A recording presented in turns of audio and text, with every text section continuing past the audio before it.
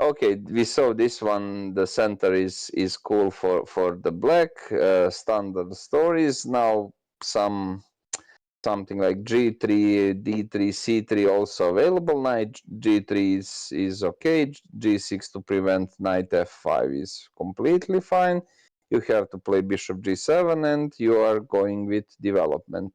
This is first inaccuracy and magnet on G5, just pulling the knight on there. After short castle, the knight completely losing a purpose. I think you continue with the best moves. Knight e5. Do not spend so much time at the beginning, but this is forced, and you have serious tension, and you took the very important piece. Now.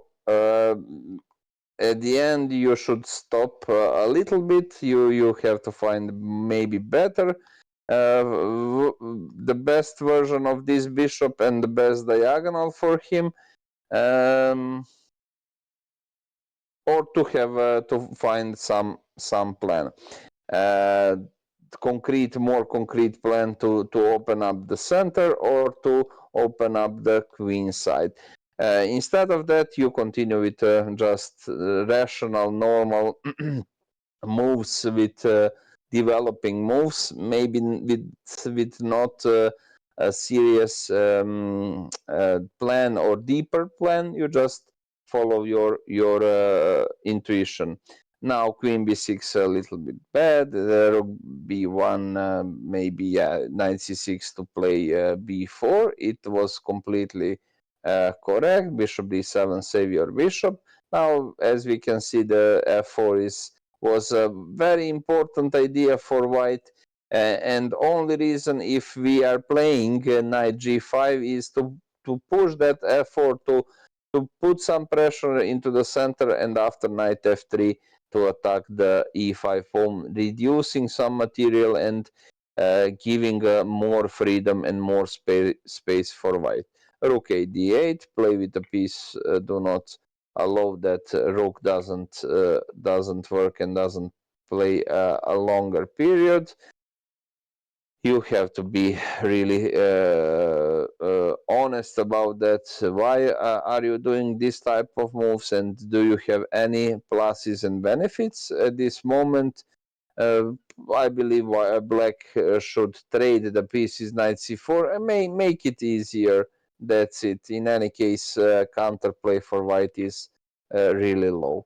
Yeah, queen e6, maybe bishop e6 was a little bit better, more concrete, some threats, and more direct ways to go in some specific part, specific way where he doesn't have the fine responses. Okay, rook c8, completely correct. Queen d3, avoiding some problems after knight jump and discover attack on the unprotected queen. Bishop b5, a4 necessary to made some pressure over this problem. Yeah, bishop c6 completely fine. f4, finally we have that punch into the center. At this moment, queen e7, completely fine and good move to have a good position against the knight.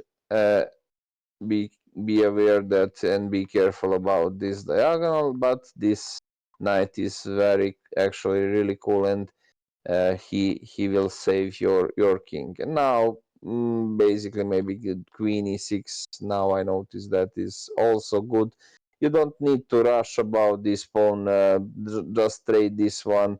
A4 is hanging, so at the end you will, even in this case, you can take a pawn. Yeah, b6 is hanging, so completely understandable why this one. Queen b7, I like this move. And now keep your position safe. It's not necessary to chase anymore some other activities. Be safe, stay safe, and your double pass and connected centralized pawn will be enough to win this game. Queen d5. Now white, of course, made a mistake with the trades. Do not do that when you are weaker. At this moment, I don't know. Just try to keep it safe. That's the point. You don't need nothing. You have enough chess material. So yeah, at the end, this was maybe a kind of blunder. And now geometrical idea to attack the rook and bishop is really attractive. So sometimes, yeah, we can mess up with ideas, and without deeper concrete response for the opponent. We doesn't know, are we playing well, or just solid moves. Before, what else? This was the one of the best decision for her during the game. Of course, now I will never trade the pieces. Do not do that. Just keep it here or something. Bishop e7. Who knows? Something. With more pieces, more chances, more options. Of course, when you're reducing this one like this, king is coming into the center. The pass pawns are ready to go, and I don't see the something good. And still, as you can see, you have a -5 a long period. This was all good. Now keep forward with your pawns. For example, I believe e3, e2 is the final needle, and it's not possible to stop these pawns. At the end, this was all good until this moment. Rook c2 and still -5, and you were right because of that. You are scared. End games. If I made one mistake, it's bye bye. And you do that, and she did not figure out. Maybe I have a discover attack, bringing the king into the center, destroying these two pawns, and uh, I'm going into the equal position. Now another chance. Maybe I thought yeah, you already, yeah, you played that, but that was mistake. So first of all, bishop d4, and it was completely understandable because you have no time. But yeah, bishop d4 is crucial. She doesn't have any of these problems we saw during this variation, and also something like king f4 is not available. It's just a simple way to pick the rook and enter into the winning position. And yeah, I forgot this was into the game, and now it's generally over. This is a complete draw position, because these pawns goes down. You have no choices. You have to trade eye for die. At this moment, I believe it was completely enough.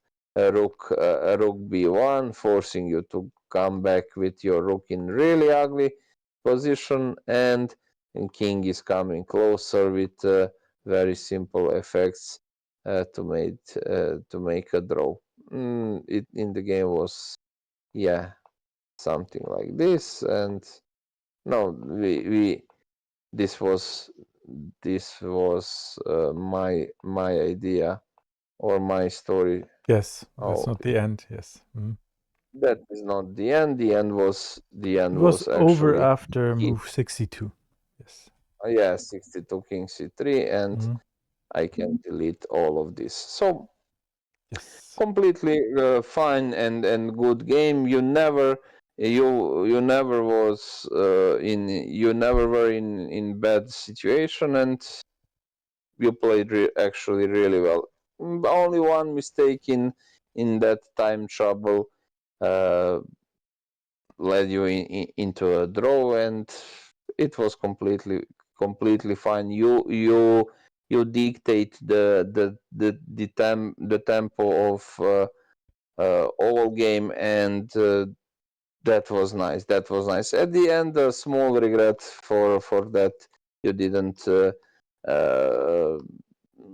Mm. took a full point because of that problem at the end, that discover attack, and maybe a little bit time trouble. So yeah, that was what save white in this endgame. Yeah, I think it's a matter of experience. Yes. Mm. Yeah, Okay. just literally just that. We the position like this, we call this type of position technically winning position.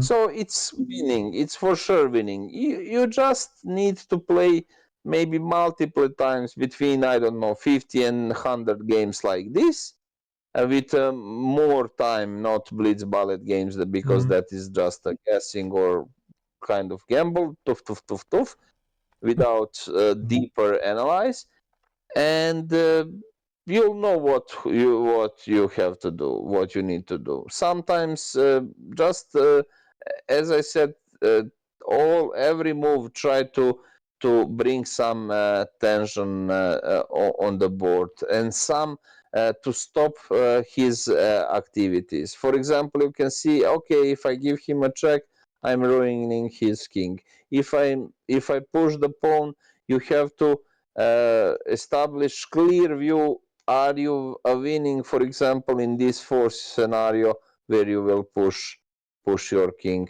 even closer, for sure. So as you can see, every trade, every piece trade, Jan, gives you a clear path and bigger improvement, and you are just reducing that good moves for your opponent is also one very important technique, how to win without any troubles and any counterplay for your opponent. Thank you, Balint. You're welcome, Jan.